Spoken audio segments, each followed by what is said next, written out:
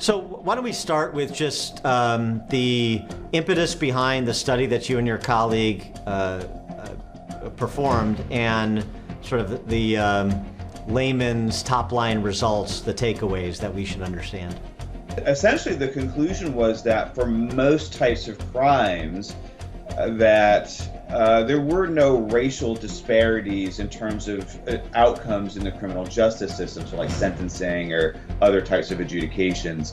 That race really didn't seem to matter at all, and so that was for violent crime, property crime, and juvenile crime. I mean, really, if you wanted to argue these like really minuscule differences that Asian Americans really benefit the most of anybody.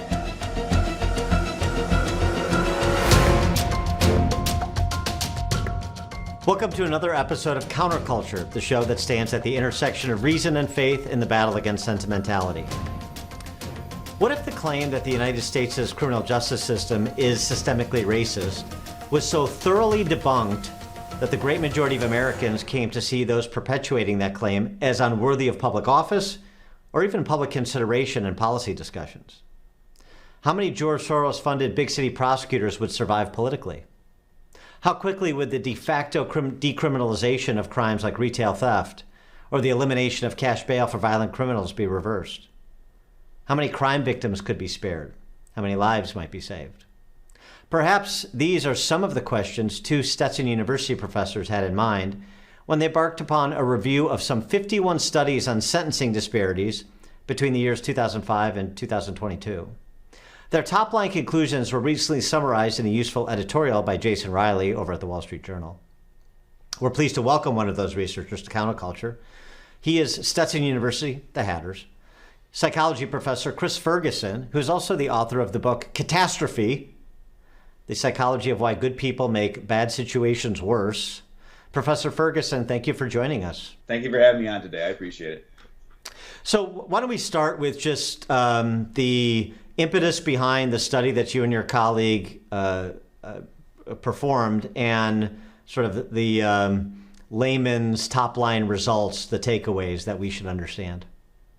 Yeah, sure. So the impetus really for both of us is, my colleagues in criminal justice, I'm in psychology, and we've been doing other things. We'd actually been doing a lot of stuff on like media violence and video games and all that kind of stuff. And really it was kind of like the narrative that came out of 2020, with the death of George Floyd and, the protests and riots that followed that.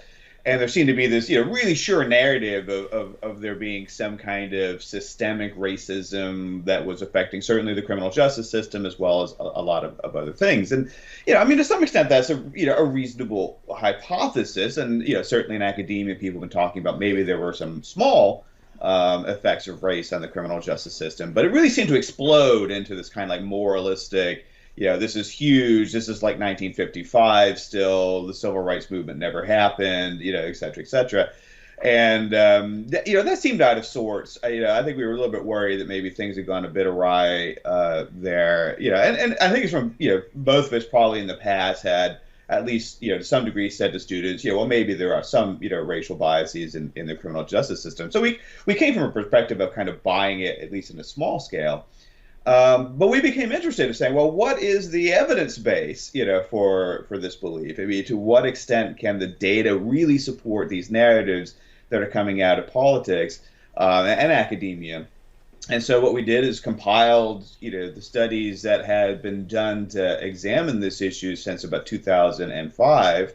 There had been some prior analyses of older studies.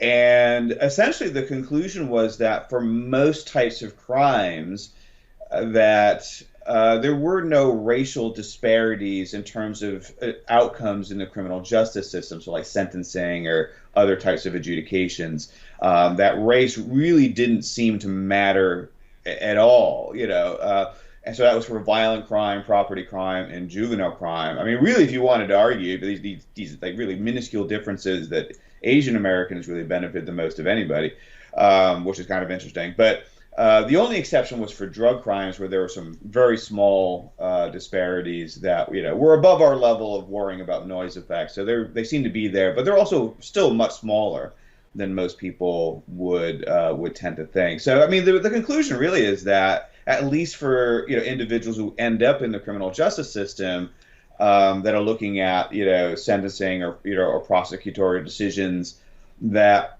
the American criminal justice system seems to be pretty egalitarian, at least in terms of race. Well, it's interesting because, if you're paying any attention to this discussion, particularly since, as you say, sort of the heightened focus and the defund the police movement and Black Lives Matter and their rap on this over the last 4 years. But if you're following the actual data, people looking for evidentiary support for the contentions of that crowd. I mean, there are studies that have come out prior to this review you did. I mean, like Roland Fryer, who's a well-regarded economics professor at Harvard, who said, I came into looking at the same thing you were looking at, expecting. My expectation was I was going to find these disparities that suggest Black Americans are treated, at least a standard deviation more unfairly than white Americans. And I couldn't find any evidence to support it. But those are the sort of studies, I guess, that don't get the attention that defund the police gets. Yeah. Well, I mean, the defund the police movement wasn't really founded empirically at all. I mean, really, that right. was certainly, coming out of 2020. I mean, we all, know in, the research in this area that, having some kind of, what's the word for it? I'm blanking on the word, but like basically, punishment, for deterrence. That's the word I was looking for. Deterrence, for bad behavior works. I mean, that's the whole, if you look at prior to the age of modern policing, prior to the mid 1800s, really, that the homicide rate was enormously high across, the world, across cultures, that, rape rates were through the roof, assault, all this kind of, it was incredibly violent to live prior to modern policing. And everybody knows this, and that's not to say that there may not be some reasonable reforms to policing we need to consider, but the idea we're just going to get rid of it, it was like waking up in opposites world, in, June 2020, that it was clearly a terrible idea. And yet so many people seem to embrace it. And of course, in some small ways, I suppose it was tried and quickly became obvious that it doesn't work. But, we could have told you that in 2020 and saved a lot of people a lot of trouble, and possibly prevented some deaths, that came from some of the delegitimization of policing, particularly in poor areas of the country. So, but there was never any empirical foundation for the idea that abolishing or even defunding the police was a wise approach to addressing, even if there were racial disparities, say, in police misconduct, which is still again kind of a open. I don't think the evidence is really good for that conclusion either. But even if that were true, certainly defunding or abolishing the police was the worst possible solution to that issue. Well, since your background is in psychology, I mean, maybe this is a good point to just talk about how people process empirical research versus how they process a individual story, an anecdote that is amplified and repeated and discussed ad nauseum over an extended period of time. And so, I mean, we have, and also too, even if it's largely misreported. I mean, so George Floyd or Michael Brown, some of these high-profile incidents where a Black man is killed by police, I mean, it gives people a completely distorted view of what the institutional operation of police and the criminal justice system is, so I mean, just go through the psychology of that too. That just the idea that a single event can trump all we understand about a particular organization or institution. Yeah, absolutely. I mean, this has been shown over and over in psychological studies, and I guess you could say in some sense, data is boring, but narratives are exciting. So people love a good story, and you can see in various ways that people really put a lot of credence into individuals telling a narrative. The anecdotes, the lived experience, if you will, in modern parlance. We can see this in eyewitness testimony, right? So juries tend to find eyewitnesses incredibly convincing, even though we know that they're terrible. We know that they make mistakes all the time. Right. And nonetheless, I mean, and lawyers know this, right? That's why they want eyewitnesses, even though the lawyers know the eyewitnesses are terrible. And so yeah, and you can tell people this, right? That really you shouldn't listen to because people misremember, they make crap up. Yeah, as I say to my students, you might notice that you're always friends with the people who are victims of bad relationships, never the people that made them bad. And that's, Yeah. so you can see the reliability of these, lived experiences, narratives, whatever people make up. They're totally unreliable, but people just find them emotionally appealing. So that happens in a situation like Michael Brown, or where the investigation of that shooting, demonstrated that he had assaulted the police officer, that he was imminent threat, that he was not killed shot in the back. He was charging the officer at the time that the shooting occurred. And nonetheless, I mean, years later, I mean, this was a report by the Department of Justice that was done under a black president, that was done under a black attorney general. Nonetheless, years later, you still have protesters, repeating the hands up, don't shoot, myth, essentially, that never happened, and I mean, if you have the sort of moral motivation, or even just the social status motivation to endorse a particular belief system, and I think this is what has happened in a lot of academia, that it's really hard to shake people loose of that, even with good data. You can, but it takes a lot of effort.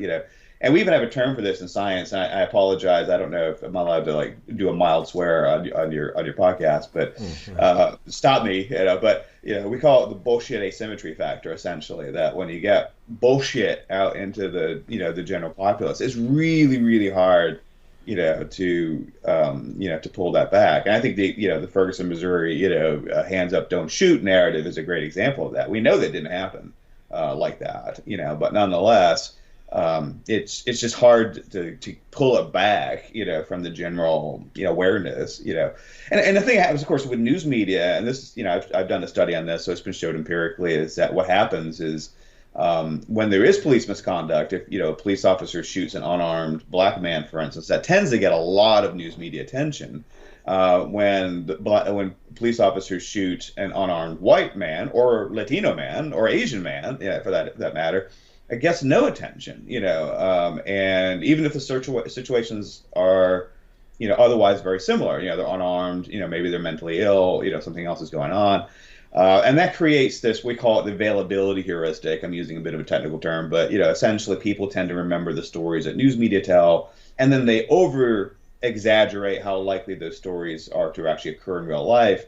And if you don't present the opposite stories, then people tend to underestimate them. So I think that's a lot of what's happening with people's perception of police misconduct. They can remember the stories of, like Michael Brown, certainly George Floyd, and a bunch of other individuals, but they can't remember the names or stories of white men who've been, killed by police officers who happened to be unarmed at the time, because they never heard the stories. So that creates this sort of misimpression that there's a clear racial divide in police misconduct, when in fact there is not, according to empirical evidence, much of a racial divide in police misconduct. It tends to be mental health and class. Poor mentally ill men who can't comply to police requests tend to end up in worse situations, as we might imagine, than those who are, higher socioeconomic status and not mentally ill. So that's kind of what's going on there. Well, the other thing too is, there's no proportionality in these discussions. So, for example, the incidence of a police-involved shooting relative to the overall number of police-involved stops, Right. or even arrests, I mean, it's infinitesimal. Now, the police-involved stops or arrests is in the millions annually, so a small percentage of a big number can still be a real problem. But Right. I mean, the idea, but it gives this impression, and of course there are political entrepreneurs who are interested in giving this impression, that there is a certain lawlessness afoot within law enforcement, and you're targeting blacks. I mean, all this emphasis that you hear from, again, certain quarters within the black community about the conversation. You have to have the conversation about what you do. I mean, the conversation that they're talking about having with their child is the same conversation my parents had with me. I was white then, I'm still white. And it was, if when I get my driver's license, you get stopped by police, you put your hands at 10 and 2, you comply with what the officer says. That's not the conversation exclusive to anybody. That's a conversation that we're going to respect law enforcement. We're going to comply with law enforcement. And if there's a problem, that's why we have courts of law. This is not complicated. Right. Yeah. Exactly. I mean, and that, conversation isn't necessarily a bad conversation to have, No, of course. With individuals that, if you're pulled over or, a police officer confronts you, that you say yes, sir, yes, ma'am, a lot. And, if there's a misunderstanding, you think, then you just comply with the officer and you sort it out later when your defense attorney, keep your mouth shut and wait for your defense attorney to get there and let them sort it out. You don't run, don't reach in your back pocket, don't reach in the glove compartment, that kind of stuff is, when I get pulled over sometimes by officers, I don't always think it's fair. But it happens, and if I have to reach for my registration, I tell the officer I'm about to reach in my glove compartment, there's no weapon there, so that everybody knows what's going on, so nobody's jumping. I think, generally speaking, that's, good advice, to give to anybody, because, the unfortunate reality is police have to deal with, the potential that, anybody could have a firearm, so they are on alert. For that sort of thing. And the more you comply with an officer in a stressful situation, the less likely the outcome is to be bad. Now, the reality is when outcomes are bad are when people don't comply, for one reason or another, and that's why I think you see, a lot of these individuals, who, like George Floyd, like Eric Harris, that do end up dying, in confrontations with police. Not that they deserved it, it's simply that they had mental health issues and they were unable to comply, and I think that's an issue with how we treat the mentally ill, and that we have a lot of individuals with chronic mental illness who are out on the streets and they're not in long-term facilities, and that's going to result in them coming into contact with police officers, and some of those confrontations, unfortunately, are going to end poorly. So I think we need to address that issue. But that issue seems to be true whether the individual involved is white or Latino or black or everything else. It's really a misdiagnosis of the issue. But like you said, I mean, any of these things are, in terms of unarmed individuals ending up dead at the hands of police officers, people wildly overestimate how often that happens. If you look at black men who are killed by police officers in any given year, it's usually in the single digits or teens, out of, 330 million citizens, 13% of which are black, so they're tragic. Everyone is tragic, but they are rare events. Well, and the other thing too is, so once something gets distorted through this over-reporting and obsessing and mythologizing about it, then of course it gets picked up in pop culture and it gets expressed in movies and television shows and so on and so forth. I always go back to, so I'm just thinking about the overrepresentation that leads to a distortion of reality. There was a study back, this is 15 or 20 years ago, that asked people to estimate what percentage of the United States population was gay. And the median answer was something like 25%, which at the time, according to census data, was like a 12 or 13x over guess of what the actual number was. And the point was, they may have a gay friend or something like that, but what it really was is the gay representation in TV shows and movies and amplification of politics, the first gay to do that or the first gay to be elected to this and so forth. And it creates this idea that, it just creates, again, this misimpression about the size of the population, which in and of itself, with respect to a particular harmless demographic, is not a huge issue. But it is a huge issue when it could impact the quality of policymaking when it comes to something like public safety. Right. Yeah.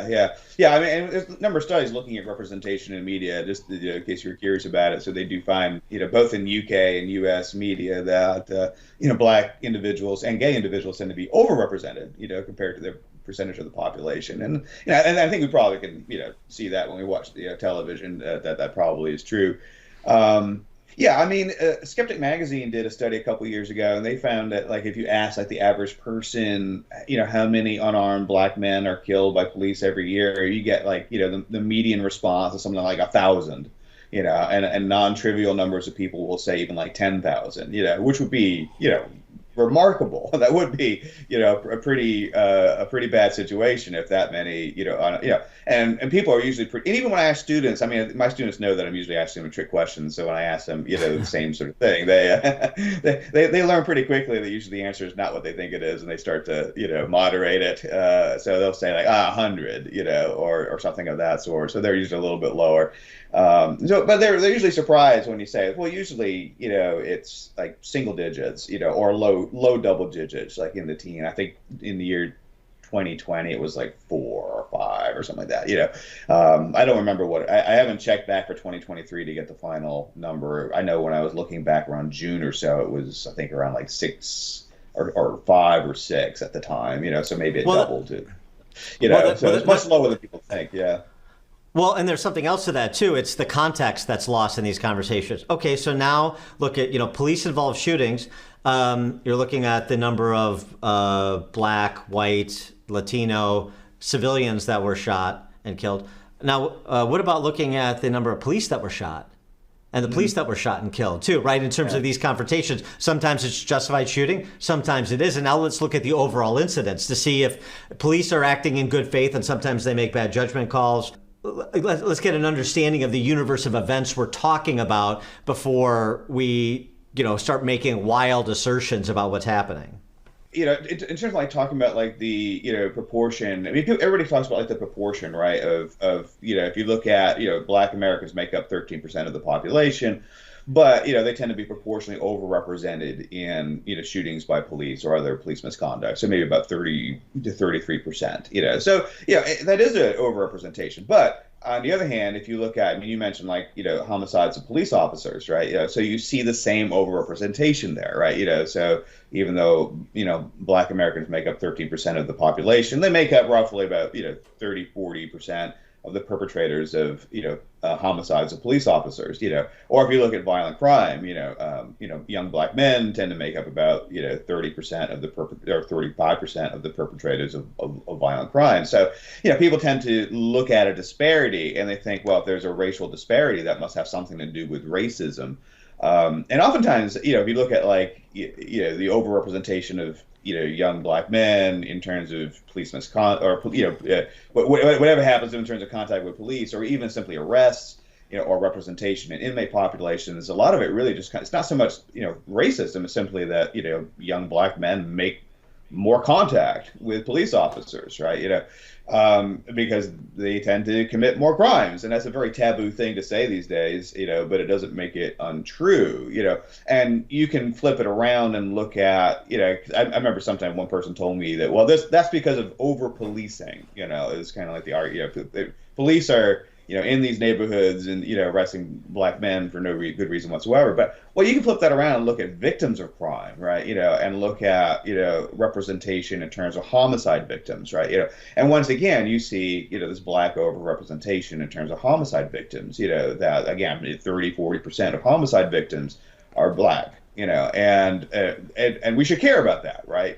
So if, we're thinking about the term like, Black Lives Matter, certainly young children, women, innocent men who are just trying to, work their jobs, live their lives, who are the majority of black citizens, their lives should matter too, right? That we should be worried about, this phenomenon. And I think sort of sticking our heads in the sand, about these disparities in contact with police officers in the commission of crime is in many ways doing a disservice to, black citizens who deserve to live in peace and deserve to be free of crime. Absolutely. I mean, I'm from Chicago, so we talk about this routinely for obvious reasons. And I mean, it is consistently over the last 2 decades plus, 80% of the murder victims are black. 80% of those accused of murder, convicted of murder, it's a small percentage of the overall cases because the clearance rates are so low, but are black as well. So, I mean, that's a real thing. That's a real dynamic. And you want to talk about root causes, we can talk about root causes, but let's agree with the data tells us is happening, right?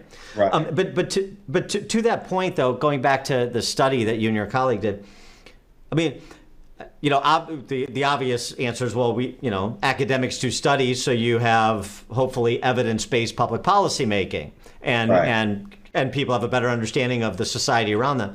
But did you have any specific questions in mind that you thought this research might help inform in terms of public policy making in the area of public safety that's occurred over the last several years since the riots in 2020?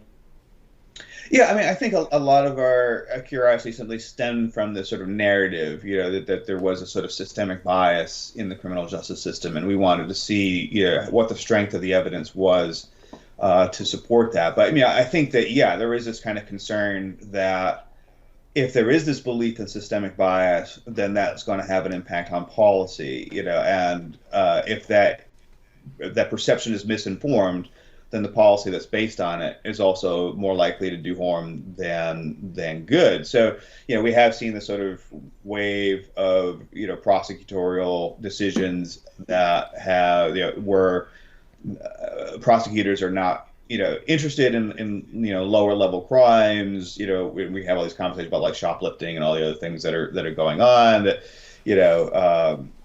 some perpetrators are being released more quickly than they had in the past, and those may or may not be good decisions, but if those decisions are based on the wrong perception of where the data is, if they're making these decisions to combat the idea that there's systemic bias in the criminal justice system and that bias doesn't really exist, and then those decisions are being misinformed. And, our impression is just that in general, misinformed decisions are more likely to have an error rate in terms of, causing more problems than good down the line than better informed decisions. So I think that's kind of where it's coming from. And we do kind of worry about the narrative, too, in the sense that if you keep telling people that the system is biased and unfair, then people will act in certain ways that will be a disadvantage to the system, right? So if you tell Black Americans, for instance, that the system is out to get them and police officers hate them and want to shoot them, then they'll cooperate less with police officers, right? And they'll cooperate less with the criminal justice system. And that means that more real perpetrators who are going to cause problems in those neighborhoods, are going to be free, and are going to commit more crimes. And again, we're focusing on, Black neighborhoods, but that's just as true for, poor white neighborhoods or poor Latino neighborhoods, right? That if you're telling people the criminal justice system is corrupt, well, and we should be alert to that, but then the people that are in those neighborhoods aren't going to help, police officers or prosecutors when it's to their benefit to do so. Well, it's also true of affluent white neighborhoods in the suburbs that buy into this agitprop that's being sold to them and support public policy that's damaging to everybody's public safety, but most notably those in disproportionate minority neighborhoods and urban centers. I mean, I just want to give you an example of what I'm talking about and make a point here. So in Chicago, one of the news outlets here has been doing this covering these stories for the last several years. And here's just one recent example. It's been 3 years since 57-year-old Albert Posey was shot dead in Chicago. This month, prosecutors charged Angel Avelar with first-degree murder. Avelar, now 22, so he was 19 at the time, was on bail for a felony gun charge when he allegedly killed Albert Posey, making him the 56th person accused of participating in a murder, attempted murder, or shooting while awaiting trial for a felony back in 2020. And they've tracked this over the years, and this is, against the backdrop of a state that has eliminated cash bail, the most aggressive elimination of cash bail of any state in the nation. And in 2020, there were 36 people murdered, 16 people that were victims of attempted murder, and on down the line. In 2021 was 33 and 40. In 2022 is 29 murder, 50 attempted murder. All of these crimes could have been prevented if you had somebody who's facing felony charges held over for trial rather than released. And my point of saying this, of using this as a concrete example, is to say that when you have a widespread misunderstanding of how the criminal justice system operates and how the police operate, then you support politicians, white, black, Latino, Asian, and everyone under the sun, and you have a regional sort of psychosis that leads you down a path to do something like we've done in Chicagoland in Illinois, which is making everybody less safe and making the people that are most exposed to the incidents of violent crime the most unsafe of all. Right. Yeah. I think it's a tricky situation. You see this pendulum swing like historically over time, right? If you look at like the 70s, which sort of perceived as somewhat softer on crime, and then people kind of hardened in the 80s and 90s as crime increased. And then people got worried about, mass incarceration. And so now we see the kind of movement to be, at least on the left of the political aisle, to be sort of, maybe it's unfair to say soft on crime, but, that's certainly how it comes across, to some extent. There is this tension between, sort of individual rights, the right to a fair trial, the right not to be incarcerated until you're convicted and this kind of stuff on one hand. But on the other hand, you do have this issue of, well, what about you have a repeat offender? You have someone, like you said, that's got felony gun charges. They're a high risk repeat offender.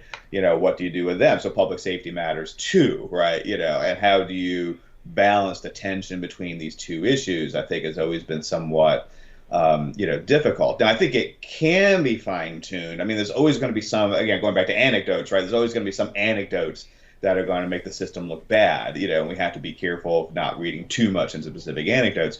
But I think it can be fine-tuned if you sort of like closely narrow in on better and better data. Like, how do we identify those perpetrators who really are high risk and really should be held over, until trial, as you said. It sounded like the example you mentioned was probably a good contender for that. But but I think a lot of these decisions aren't made based on data is really kind of the problem, that people make decisions. I tell my students all the time, people are basically bad, which sounds pessimistic, but if you kind of like start from there, then a lot of things begin to make sense, so people do things not because they're rational, but because it suits them, it elevates their status, it makes them feel good about themselves, whatever,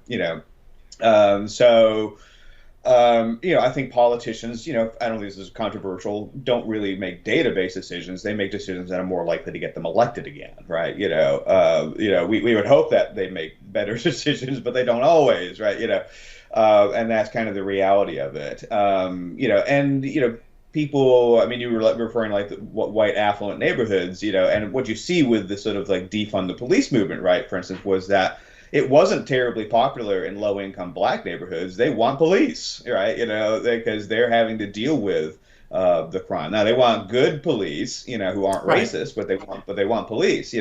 It's the people who live in gated neighborhoods who can hire private security who want to defund the police, right? It's what we sometimes call a luxury belief, right? That you can hold a particular belief about the world, but you don't have to pay the cost for it, And I tell my students that I was a student once too, so it's not a shot at them, but college students are notorious for this, right? We'll give everybody free healthcare, right?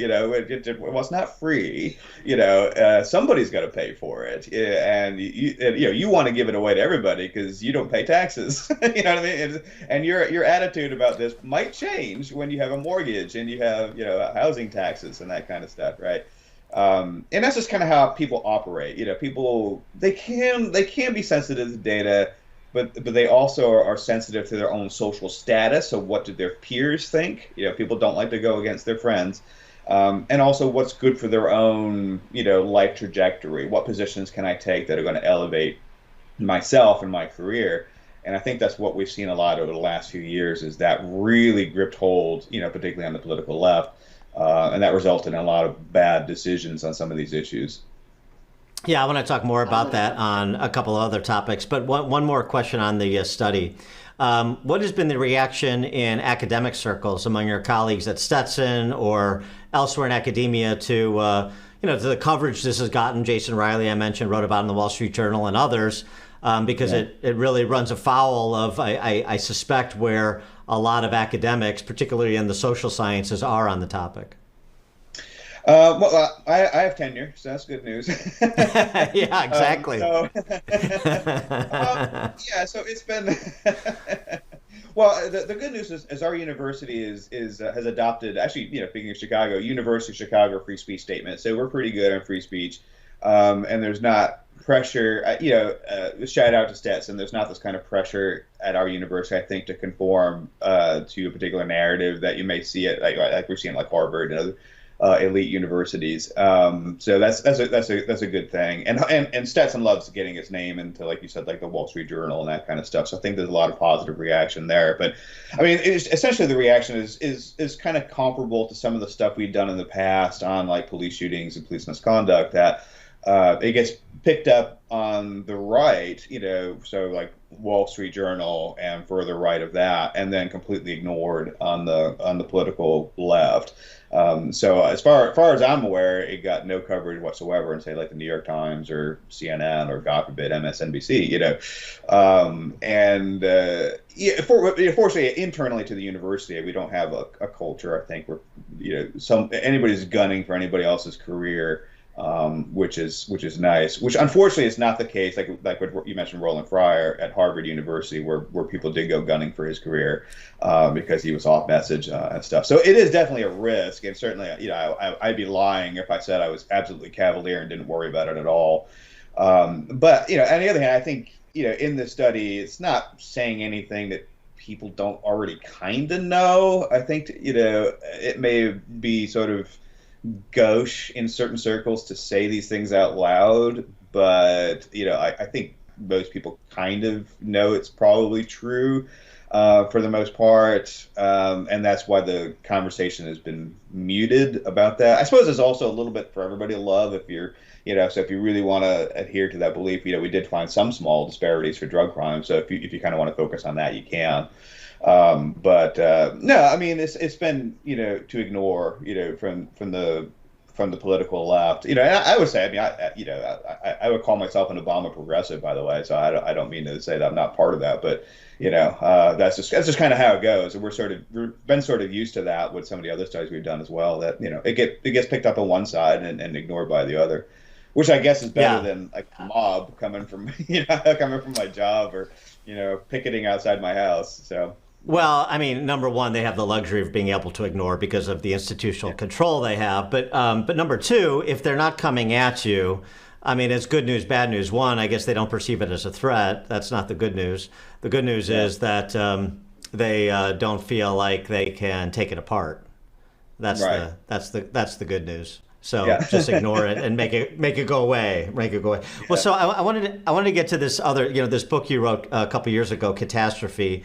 Why good people make bad decisions worse. I'm going from memory. That, yeah. But you get the gist of it. But you were just getting into it as, sort of the actual decision-making matrix that people use when it comes to cultural issues and political issues. And so we have some other examples. Obviously, most recently would be COVID. Most recently in the past would be COVID. Most recently in the present, most pronounced in the present, might be the migrant situation, particularly in sanctuary city and state areas. So, start with COVID. A favorite commentator of mine, Theodore Dalrymple, who is a psychiatrist in British prisons before he retired. He talked about something during COVID with respect to the virtue signaling and the people that were rabid about mask wearing and standing in circles 6 feet apart and all the other mitigations. He said, there's a certain aspect of the human psyche among some called frisson, which is, I want to be a part of overcoming something, feeling like I'm overcoming something that really doesn't pose much risk, but it presents great reward. I was part of overcoming. We defeated COVID by doing X, Y, and Z. It doesn't matter if X, Y, and Z had any impact. It doesn't matter how much of a real threat it was, because there was so much attention and everybody's talking about it. Everybody's living through it simultaneously. We were the vanguard and we did this. We saved lives and so on and so forth. And just that sort of narcissistic element of the human psyche. Yeah. Well, I think part of it is just, we're a social animal, and social status is important to us, and so yeah, we want to feel, socially connected and socially moral, particularly in ways that cost us very little, right?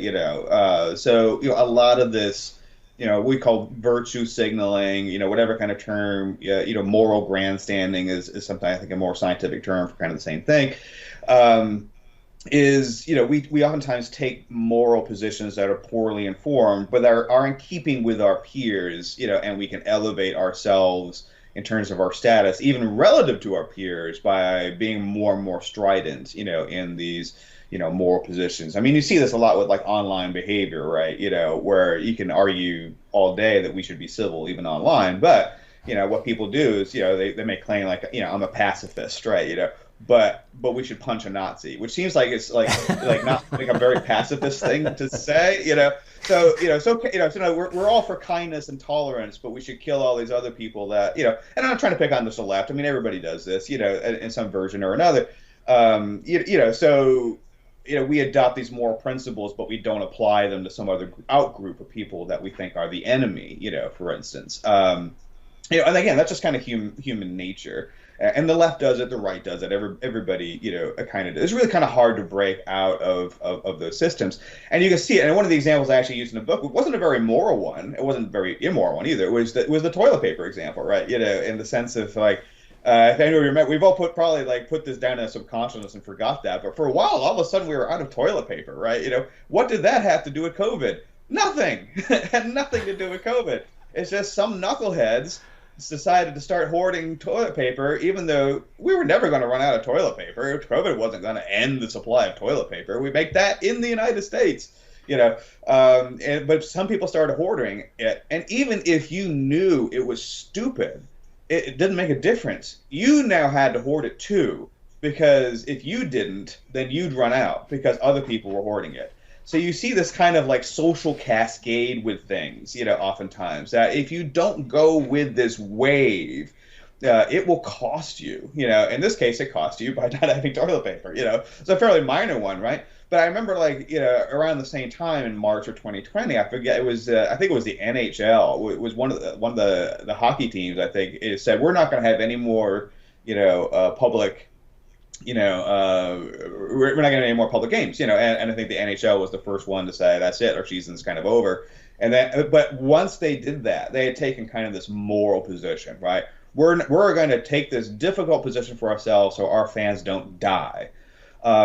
Whether that was right or wrong, we can have a debate about that. I'm not saying it was the wrong decision to make, but once they made that decision, then that created this like moral cascade, right? Everything else had to be canceled. Like every other sports, I remember you couldn't go to the beach in Florida, at the time. What is that? You can't catch COVID at the beach, unless someone sneezes directly on you, sort of thing, So it just created a sense of like you hated grandma if you went out in public, right?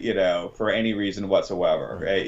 Even though, and granted, we didn't know much about it, maybe being more conservative in terms of safety was, I don't know. Obviously, we now know there were a lot of, issues that came out of that that weren't so great, particularly for kids. But, people were dealing with low information, high stress, but you can see that even if the cascade is wrong, it's really, really difficult to stop it, So even if you knew in the sort of non-controversial example that you didn't have to hoard toilet paper during COVID, you had to anyway because everybody else was doing it, and if you took a stance on that, you ended up, I guess, with an itchy bottom or something like that, right? You just were screwed, right? And it's the same for all these moral positions. There's probably a lot of people that marched, defund the police that knew it was a stupid thing, but did it anyway because they wanted to keep their job, they wanted to keep their status, they wanted to be on the right side of history or however you put it,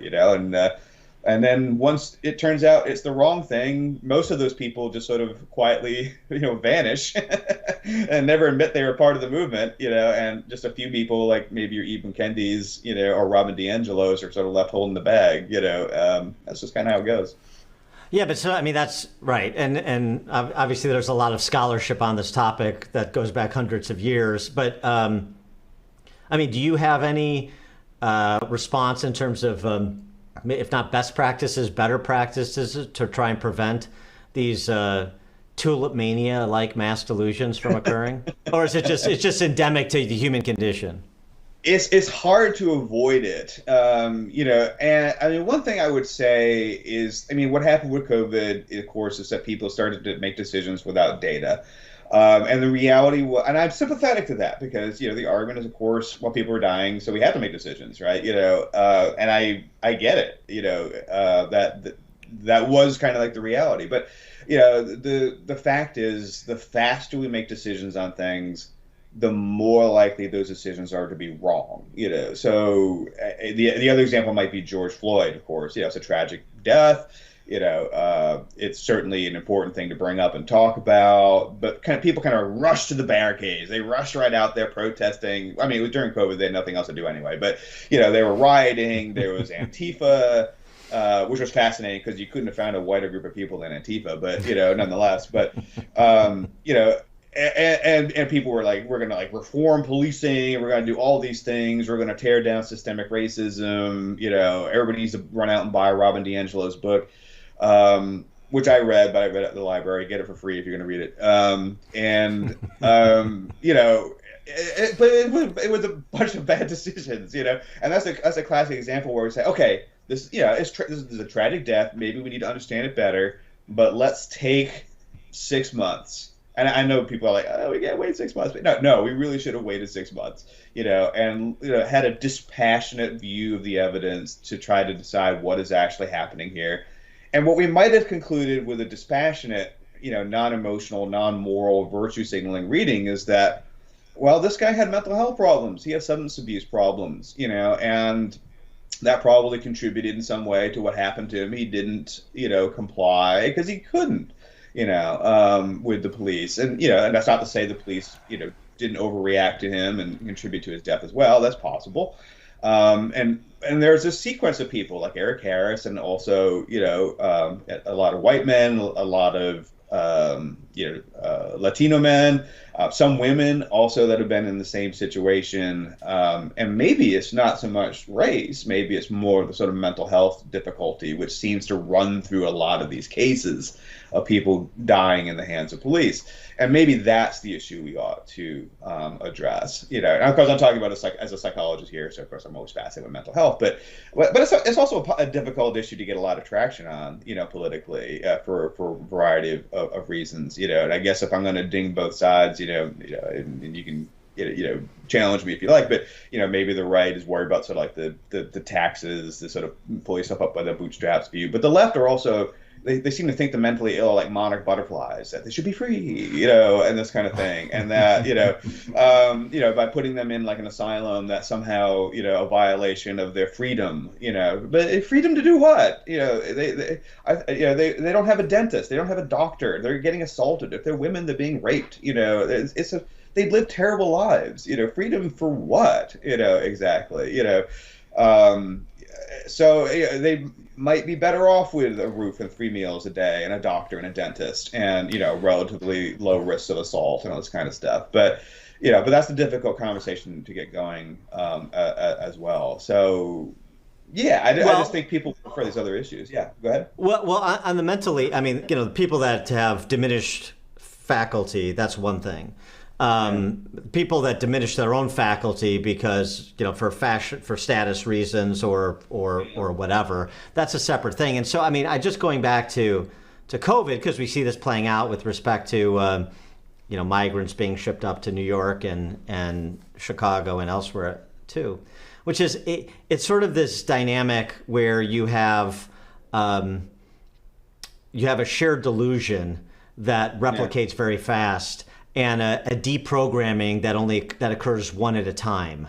And so you're over the edge, and then at some point in the undefined future, you have people trying to claw back on top, back to land. But everybody goes, they go over the edge in groups, and then you try to claw back individually. And so, I mean, so it just creates catastrophes that were otherwise avoidable. Yeah. Well, that's that bullshit asymmetry factor that you're kind of talking. Yeah. there once again. It's hard. It is really hard. I mean, and of course, in fairness, a lot of people say stuff they don't mean. You were talking about the immigrant crisis, illegal immigration, and it was fascinating. This is an example where people say stuff they don't mean. If you look at like the progressive left, they oftentimes talk about almost like open borders, like we should welcome everybody. Everybody should get asylum. This kind of stuff, which is entirely unworkable, as we know. But but they're okay with that as long as it's like Laredo, Texas that deals with it, right? Right. Which I lived in Laredo, Texas, for 8 years, in fact, so I'm very familiar with, the circumstances in Laredo, Texas. But I think it was Ron DeSantis, right, who then I forgot flew or bust, a group of illegal immigrants to Martha's Vineyard, I think it was, or Nantucket or one of the islands off of, and they were like, get them out of here, they were out within 24 hours. And it was funny because it was an island that had a lot of like uninhabited, they were owned, but they were unoccupied at the moment, vacation homes, right? So if you really wanted to put these folks, at least temporarily, in these houses, they had these beautiful mansions you could have housed all these migrants in, or illegally, whatever word we want to use, but nope, out they went, right out. So it kind of shows you that sometimes people will say stuff publicly that in no way represents how they actually behave privately, or when their own, chips are on the table, sort of situation. But yeah, I mean, in the end of the book, I kind of talked about this, that it is hard. I mean, part of it was my experience with the violent video game debate, which I was a part of for many, many years before I started getting involved in policing and criminal justice research. And a lot of people had this sort of view that, violent video games contributed to mass homicides and other acts of violence, even though the evidence base really wasn't there, for that. And, I kind of tell people if you have this sort of field like that, where the public's belief is here and the data is here, at least from that experience and other examples in history I've seen, it takes like 15 to 20 years, to kind of move the public closer and closer to the actual data. And the way to do it is you have to stay calm. Don't get into dumb mud fights on Twitter. You have to present the data over and over and over. Nobody's going to agree with you at the moment. So if you get into a debate with someone about any of these issues, they're not going to agree with you in that debate. Everybody has a safe face. What you're hoping for by remaining calm, don't call them names, stay calm. Is that you give them an opportunity. They'll save face in the moment, say, you don't know what you're talking about, But maybe some of them, when they go home over the next months or years, that conversation might stick with them. What about the the desire to give them what they voted for, good and hard, as it's often said? What about that? Like the impact of really, almost in a punitive way, delivering consequences to their front door. So, for example, if I was the mayor of a suburb of Chicago, that sanctuary city, sanctuary state, and all these, going and bringing migrants around to homes that had the no person can be illegal, and saying, won't you take my friend here in? We want to be a welcoming city, or at least that's what you say. So won't you take him in? Really, the shame factor, which they love to use with their moral grandstanding, but really delivering concrete consequences for the downtown positions they take that they don't either understand or they don't care to understand. Yeah. I think what I've seen tends to work is kind of like there's usually like the leaders, and then there's like all the people that are the followers, right? And you want to detach one group from the other, essentially. The leaders have so many we call sunk costs, right? Their reputation is tied to whatever the narrative is, whatever the belief is. Maybe like Ibram Kendi is a good example here. That they're never gonna. Very, very rarely do those people ever, say, "Oops, I was wrong," because they get books, They get merchandise, at this point, they get grant money. They can't. Sometimes they do, but very rarely, do that. So sometimes for them, kind of calling them out and make them look a little silly can help convince the masses a little bit. Individuals themselves don't tend to do well with public shaming. In other words, you can get people who will actually gird themselves, even more, you can kind of look at like in 2016 when Trump was elected, one of the efforts by some economists was to try to call Trump voters racist, right? Based on some pretty shoddy research, by the way, but racist and that kind of stuff. That obviously has not helped. If their goal was to move people, into their camp. So usually, insulting people to their face is not a terribly effective way of convincing them. But what you can do in terms of what you were saying is, you can make the politicians or the leaders look kind of silly and give the masses a chance to see the actual ramifications of the policy and thereby a chance to detach themselves from it. So maybe like what has happened to some extent in San Francisco is a good example of this, right? Where there was this kind of like non-prosecutorial movement in San Francisco by the prosecutor, and I don't remember the individual's name, but Chase and then there was then there was like rampant shoplifting, homelessness. It became an unlivable city, to a large degree, and eventually the citizens, were like, screw this, we don't like this at all, right? And they ejected them. So that sort of thing can work. I think like I mean, there are fair critiques about like the DeSantis's stunt with Martha's Vineyard there in terms of, well, they're sort of unkind to the immigrants that were involved, and I'm sympathetic to that argument. But on the other hand, it embarrassed the hell out of all these people, so it does, so it embarrasses a small group of people, who are shown to be kind of hypocrites. But everybody else is like, well, yeah, I guess like if a bunch of people showed up in my neighborhood and just suddenly wanted to like tent on my backyard or something, that would be kind of weird.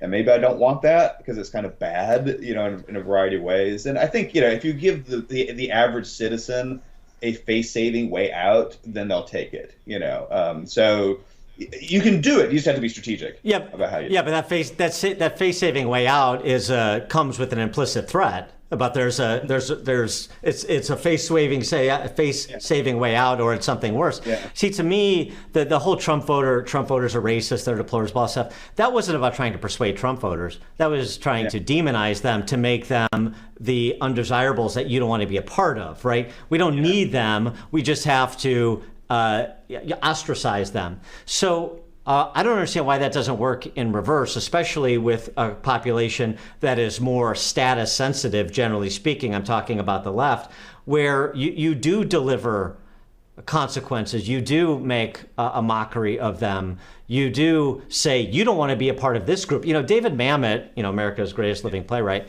said something interesting a couple years ago on a podcast. He's talking about the left, to whom he used to affiliate, saying, the thing that they fear, these Chardonnay Antifa types, the thing that they fear the most is exclusion. So the point is, right, think about what people fear the most, and there's your vulnerability. And it seems to me that's a vulnerability. I know it's ugly, and it's not, of the spirit of we're going to unify 330 million people, which is sort of Pollyannish, naive nonsense. That's not how it works. But these are always motivated minorities that move the needle one way or the other, that move the country in one direction towards freedom or another direction towards autocracy. And if the threats are as real as I perceive them to be, with how illiberal the left has become, then it seems to me that it is well worth the risk and well within the bounds of a free society to say these are the people that should be ostracized from civil society. These are the barbarians. Yeah. Yeah, I think like I mentioned, I think you can do that with the leaders who have sunk costs. The ones that you're never going to convert them, back, because they just can't. Yeah, I think for the masses, you kind of think of like the art of war, right? It's kind of like the strategy. Right. The art of war is to attack your enemy from three sides, but leave them a road of retreat.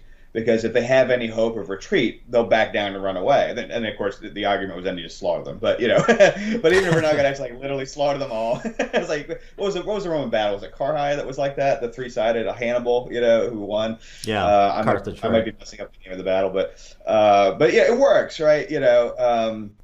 And that's what you kind of want to do in this case. You're not like literally trying to slaughter liberals necessarily, right? But what you're trying to do is give them a road out, so they realize this isn't working, and then they can retreat from that position into something that if it's not, conservative, at least is more reasonable, like, more a truly liberal, small L liberal, leftism, or what do you mean? By that, I just mean like democratic, leftism, not like communism leftism. But, so basically, it does mean that they'll probably have to, yes, I mean, humiliation of the leaders can work, sort of, calling them out as idiots can help the masses abandon them. I think there's no question of that. I think we've seen that to some extent with, sort of with like people like Ibram Kendi and Robin DiAngelo, that the harsh critiques of them, oftentimes by black citizens, by the way, have hit their mark, and have reduced people's enthusiasm for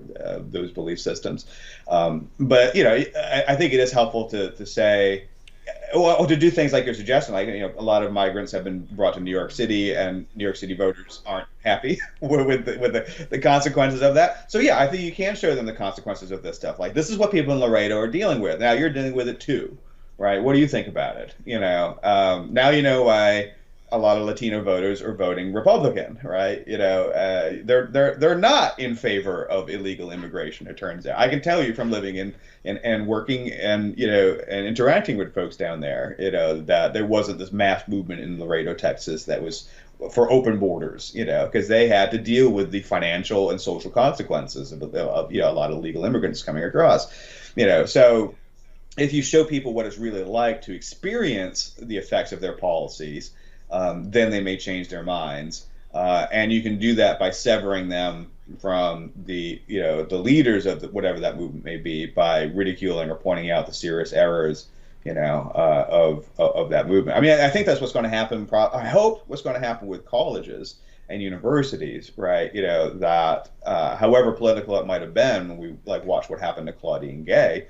It was a humiliation for universities in general, right? To watch this. Suddenly plagiarism's okay. I mean, we've never said this before. All of a sudden in 2024, plagiarism's, contextual or something. I don't know. Is it, oops, I plagiarized and didn't notice it. Never a conversation we've had with students, and so it's really humiliating, I think, hopefully for most of us to watch that. And yeah, I mean, it sort of calls the president of Harvard out, as and of course the president of Penn was also ridiculed for her testimony in December. So these individuals are getting ridiculed, but it also is a moment, hopefully, for most faculty, most students, to start to maybe think like, all right, maybe something's going wrong with universities. Maybe I don't like Chris Rufo necessarily, but on the other hand, we got to do something, because this, if we're, discovered free. Yeah, if we only discovered free speech when Jews die, I mean, that's a bad look, right? What I mean? That's so. We got to do something. Well, that's my point. This is not. That's why I said it's like this idea, like persuading these individuals to my point of view on. No. It's persuading them that we're all going to abide these first principles if we're going to live in a free society. So we're going to be a peaceful, pluralist society, or you're going to have a problem. We're not going to let you get away with the sort of illiberal manifestations of your political philosophy. That's the point. So it's not agreement on a particular set of policy choices. It's agreement on first principles to live in a free society. Yeah. Well, I mean, I think that comes back to the argument about deterrence, right? What I keep trying to tell my students: if you understand deterrence, you understand what makes people tick, right? So if you think universities have lost their minds, and I think to some extent they have, even working in one. I love working in one, by the way. I love being a faculty member, But over the last decade, I do think universities are. I don't know what the hell has happened, But but if you want to change that, you have to have some level of deterrence, right? And what do universities value is money. So when people start talking about, well, we're going to pull grant money away from, universities that are crappy on free speech issues, which, would include Harvard or University of Penn, who I think were number 1 and number 3 of the worst colleges, in the recent FIRE rankings of free speech or something like that. They're among the worst colleges. MIT was not as bad, but I think it was still bad. So the deterrence there is, they're going to keep doing this, right? If they think this is if they think that's what their students want, and that's how they're going to get tuition money, they're going to keep doing illiberal things because they think it's going to help them get money. If you say, well, the federal government's just not going to fund you anymore if you, don't adopt clear free speech principles, then that's deterrence, right? And that's what college administrators care about. They don't care about students. They don't care about faculty. They care about their own jobs, and they care about bringing in money, from tuition or from the government. That's all they care about, and their own careers. That's it. Because they're humans too. They don't have any principles. Most of them don't. I've known my fair share. Some of them are very good people. I mean, I don't want to paint with a broad brush. But generally speaking, administrators are administrators, right? They're bureaucrats, and so they do what advances their own career. And if you think what they're doing is wrong, then you need to change the incentive structure. If you keep giving Harvard gazillions of dollars, either in alumni funding or federal grants, they're going to keep, ruining the careers of people like Roland Fryer, right? And if you want them to stop doing that, then you need to change the calculus. It's pretty simple. He is Stetson University professor Chris Ferguson. Professor Ferguson, thanks so much for joining us on this edition of Counterculture. Really appreciate your time. This has been a lot of fun. I really appreciate you having me on today.